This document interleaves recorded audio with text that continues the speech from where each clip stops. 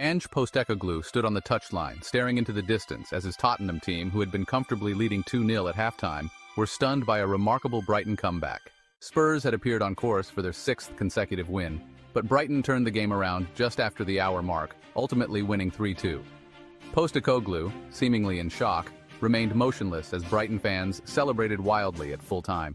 Tottenham's defensive issues were glaring, particularly for Destiny Udogie, who made costly mistakes in all 3 Brighton goals. However, he wasn't the only one to struggle. Micky van de Ven's role in the first 2 goals, scored by Yankuba Minte and Jorginho Rutter, will also be scrutinized.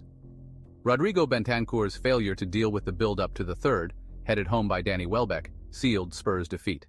Brighton's manager, Fabian Hürzeler, made a crucial halftime substitution, bringing on Pervis Estupiñán, which rejuvenated his side. Kaoru Mitoma's energetic play provided the spark that helped them leapfrog Spurs in the standings to 6th. Postecoglou and Hürzeler share some similarities in their football philosophies. The Tottenham manager had even invited Hürzeler to learn from him earlier in the year when the latter was at St. Pauli.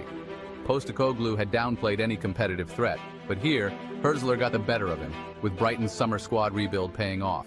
Tottenham had dominated the first half, showing blistering form. Within just 16 seconds, Dominic Solanke set up Timo Werner, whose overhit cross wasted an early opportunity. Spurs pressed high and controlled the game, with Dejan Kulusevski and James Maddison driving their attack. Although VAR ruled out an early goal, Spurs soon went ahead when Udogie and Maddison dispossessed Rutter, allowing Solanke to set up Brennan Johnson for a confident finish.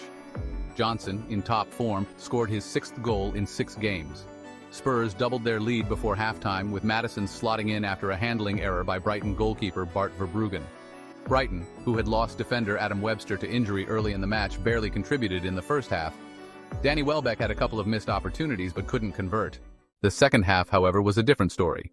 Hürzeler's decision to introduce Estupiñán brought new life to Brighton's left side, with Mitoma playing a key role.